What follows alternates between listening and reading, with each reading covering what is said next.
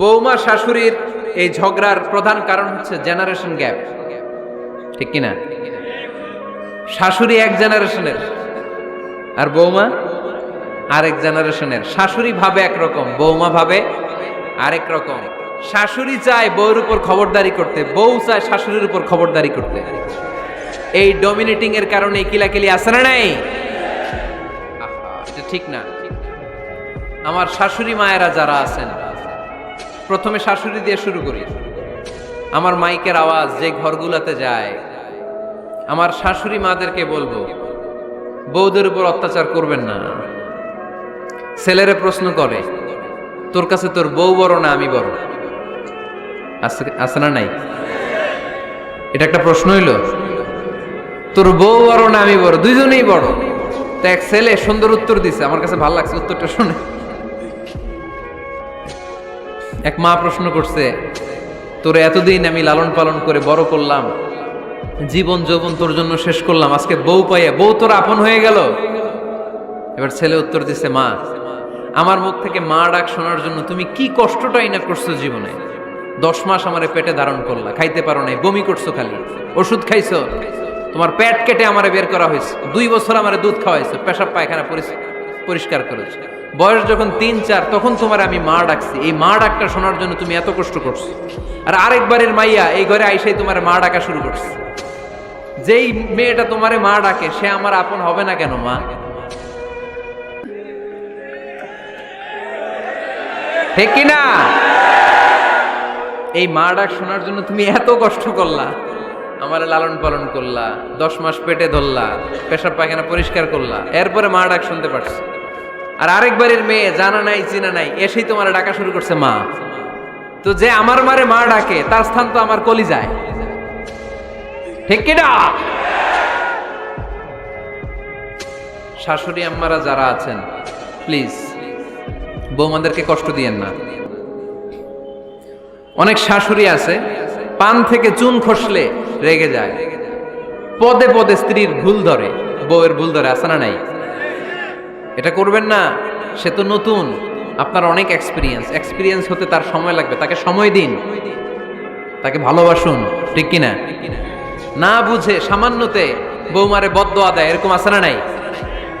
কিন্তু বুঝতে চায় না, বৌমারে যদি বদদোয়া দেয় তাহলে তার নিজ ছেলের পরিবারের ক্ষতি। পেটে ধরা যে ছেলে, ছেলের পরিবারের কিন্তু ক্ষতি, তার আপন নাতি নাতনিদেরই ক্ষতি। আওয়াজ করে বলেন ঠিক কিনা? বৌমাকে বদদোয়া দিয়েন না। বৌমাকে নিজের মেয়ের মতো দেখবেন। সমাধান আমি দিচ্ছি।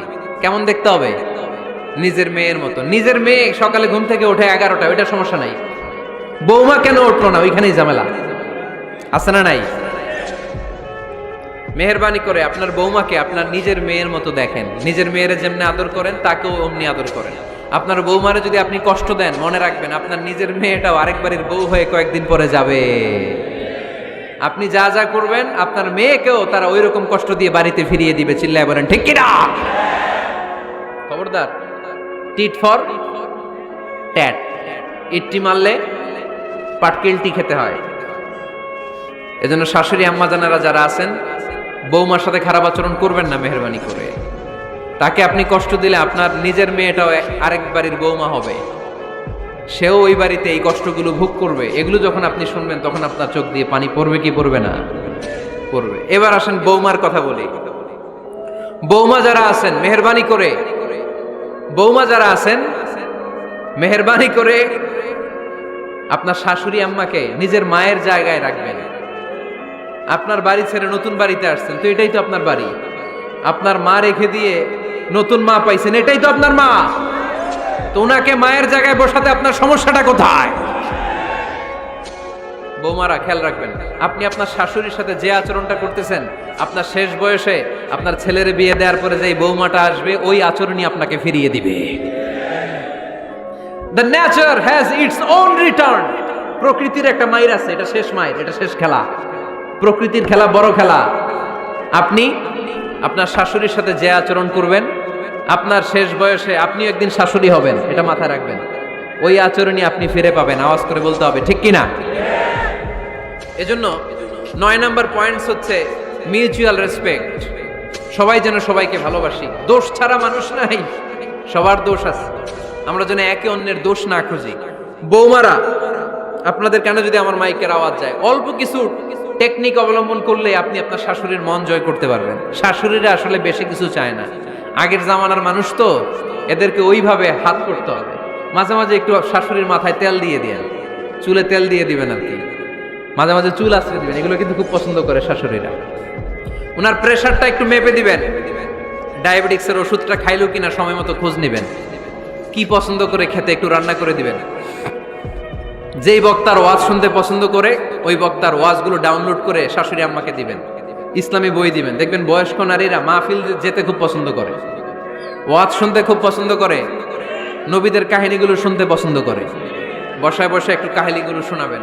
বাইরে বেরোলে জিজ্ঞেস করেন, আম্মা আপনার কিছু লাগবে কিনা। আর একটা টিপস আছে, চুল যখন আশ্রাবেন আর শাশুড়ির মাথায় যখন তেল দিয়ে দিবেন, তখন অতীতের কথা জিজ্ঞেস করেন, দেখবেন অতীতের স্মৃতিতে হারিয়ে গিয়েছে আপনার শাশুড়ি। কি জিজ্ঞেস করবেন জানেন? জিজ্ঞেস করবেন, আম্মা জান, মুক্তিযুদ্ধের সময় আপনার বয়স কত ছিল? ওই সময় মুক্তিযুদ্ধের সময় আপনাদের এলাকায় কি কি হয়েছিল মা? আরেকটা প্রশ্ন করবেন, মা বিয়ের সময় আপনি কেমন ছিলেন? ওই দিন দেখবেন বুড়ি আর বুড়ি নাই, জুয়ান হয়ে গেছে। ওই দিন বলবে, মা আমি অনেক সুন্দরী ছিলাম, আমার মাথায় অনেক চুল ছিল, আজকে নাই। আমগো গ্রামে আমার চাইতে সুন্দরী মাইয়া ছিল না। অতীতের স্মৃতিতে, স্মৃতি হাতড়াতে হাতড়াতে তিনি হারিয়ে যাবেন। জিজ্ঞেস করবেন যে, মা শীতকালে আপনাদের দেশে কি পিঠা বানাতেন আপনি যখন ছোট ছিলেন, আপনার বাপ চাচারা কি করতো? এগুলো জিজ্ঞেস করলে উনি স্মৃতির পাতা হাতড়াতে হাতড়াতে চোখ দিয়ে দাঁড় দাঁড় করে ওনার পানি ঝরতে শুরু করবে। আপনার জায়গায়, ওনার হৃদয়ের মনি কোঠায় এমন জায়গায় পৌঁছবে, আপনার ছাড়া উনি কিছুই বুঝবে না। বৌমারা, এই অল্প কিছু টিপস অবলম্বন করে আপনারা আপনাদের শাশুড়ির মনকে জয় করতে পারেন। শাশুড়ি বৌমার দ্বন্দ্ব আমরা চাই না, আমরা চাই শাশুড়ি বৌমাকে নিজের মেয়ের মতো জানো, আর বৌমা শাশুড়িকে আপন মায়ের মতো ভালোবাসুক, ঠিক কিনা? এই মিউচুয়াল রেসপেক্টই পারে শাশুড়ি বৌমার দ্বন্দ্বকে দূর করতে, আর ঘরটারে শান্তির টুকরা বানাতে। আওয়াজ করে বলেন ঠিক কিনা? কয়টা গেল? আর আছে কয়টা? দোয়া করবেন একে অপরের জন্য। দোয়া, সাইয়েদনা ইব্রাহিম ফ্যামিলির জন্য দোয়া করতেন, রব্বি জাআলনি মুকিমাস সালাতি ওয়া মিন যুররিয়াতি রব্বানা ওয়া তাকাব্বাল দুআ। ও আল্লাহ, আপনি আমার নামাজ কায়েমকারী বানান, আমার কলিজার টুকরা সন্তান ইসমাইলকেও নামাজ কায়েমকারী বানান, আমার দোয়াটা আপনার দরবারে আপনি কবুল করে নেন। সুবহানাল্লাহ পড়েন। রব্বানা ইন্নী আসকানতু মিন যুররিয়াতি বিওয়াদিন গায়রি যী যারইন ইনদা বাইতিকাল মুহাররাম।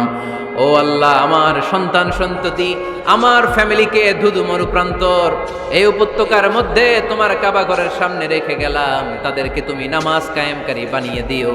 গোটা বিশ্বের সব মানুষের অন্তর আমার ফ্যামিলির দিকে আল্লাহ তুমি ঝুঁকিয়ে দিও। ওয়ারযুকহুম মিনাস সামারাত, ফলমূল দিয়ে আল্লাহ তুমি তাদেরকে রিজিকের ব্যবস্থা করে দিও। তার মানে সব নবীরা তাদের পরিবারের সদস্যদের জন্য দোয়া করতেন কি করতেন না? আবার কোরআন আমাদেরকে শিখালো, রব্বানা হাব লানা মিন আজওয়াজিনা ওয়া মিন যুররিয়াতিনা কুররাতা আ'য়ুন ওয়াজআলনা লিল মুত্তাকিনা ইমামা। ও আল্লাহ, এমন নেককার সন্তান, এমন নেককার স্ত্রী আপনি আমাকে দান করেন যাদের দিকে তাকালে আমার চোখ দুইটা ঠান্ডা হয়ে যায়। চক্ষু শীতলকারী স্ত্রী দেন। বিয়ে যাদের হয় নাই, ইয়াং ছেলেরা এই দোয়াটা করবা। বিয়ের জন্য দোয়ার দরকার আছে না নাই? প্রতিদিন এই দোয়া করবা, আল্লাহ এমন স্ত্রী দেন, এমন জীবন সঙ্গিনী আপনি আমাকে দেন, এমন লাইফ পার্টনার দেন যার দিকে তাকালে আমার চোখ জুড়িয়ে যায়। এমন সন্তান আল্লাহ আপনি আমার ফ্যামিলিতে দেন যাদের দিকে তাকালে আমার চোখ দুইটা ঠান্ডা হয়ে যায়। নেককার সন্তান, নেককার স্ত্রী আল্লাহর কাছে দোয়া করে চেয়ে নিতে হয়। তাহলে ফ্যামিলি মেম্বার একে অপরের জন্য দোয়ার দরকার আছে না নাই? বাবা দোয়া করবে ছেলের জন্য, ছেলে করবে বাবার জন্য, মা দোয়া করবে মেয়ের জন্য, মেয়ে করবে মায়ের জন্য, ভাই করবে বোনের জন্য, বোন করবে ভাইয়ের জন্য। দোয়ার দরকার আছে না নাই? দোয়া করবেন সবাই সবার জন্য। এই যে কোরআনের বঙ্গানুবাদ পাওয়া যায় না এখন, কথা বলেন। স্মার্টফোন আছে কার কার দেখি? হ্যাঁ, কারা কারা স্মার্ট দেখি? হাজার হাজার স্মার্ট, মাশাআল্লাহ। এই স্মার্টফোনের ভেতরে আল কোরআন নামে বাংলায় কোরআনের একটা অ্যাপস পাওয়া যায়। কথা বলেন, পাওয়া যায় কি যায় না? আজকে থেকে এই অ্যাপসটা ডাউনলোড করে প্রতিদিন 1 আয়াত 2 আয়াত 3 আয়াত করে পড়া শুরু করে দেন। বাঁচতে হলে পড়তে হবে, বাঁচতে হলে জানতে হবে, ঠিক কি না? এই স্লোগান আমাদেরকে শিখায়। এই স্লোগান তো আল্লাহ, এই স্লোগান দিয়েই তো আল্লাহ কোরআন শুরু করছে, ইকরা বিসমি রাব্বিকাল্লাযী খালাক। বাঁচতে হলে জানতে হবে, বাঁচতে হলে পড়তে হবে, পড়ার কোনো বিকল্প নাই। আওয়াজ করে বলেন ঠিক কি না? সুজানগরের রায়েরা, মোবাইলের অ্যাপসের ভিতরে আমরা কোরআন রাখতে রাজি আছি তো সবাই? হাদিসের অ্যাপস ডাউনলোড করতে রাজি আছি তো? বাস রাজি আছি, ডাউনলোড করে রাইখা দেবো, আর কেউ পড়বো না নাকি? হ্যাঁ, প্রতিদিন একটা আয়াত হলেও যেন আমরা পড়ি। আল্লাহ যা বলা দরকার সব বলে দিয়ে গেছে, নতুন করে আর কিছু বলবে না। আমরা যেন পড়াশোনা করি, আমরা যেন একটা পাঠাগার বানাই। আবারও কখনো আসার সুযোগ হইলে আমি জিজ্ঞেস করবো, যদি আমার মনে থাকে যে আপনাদের পাঠাগার আছে কার কার ঘরে, সেদিন সবার হাত তুলতে হবে। এমনি পারা যাবে তো? আল্লাহ তুমি তৌফিক দাও।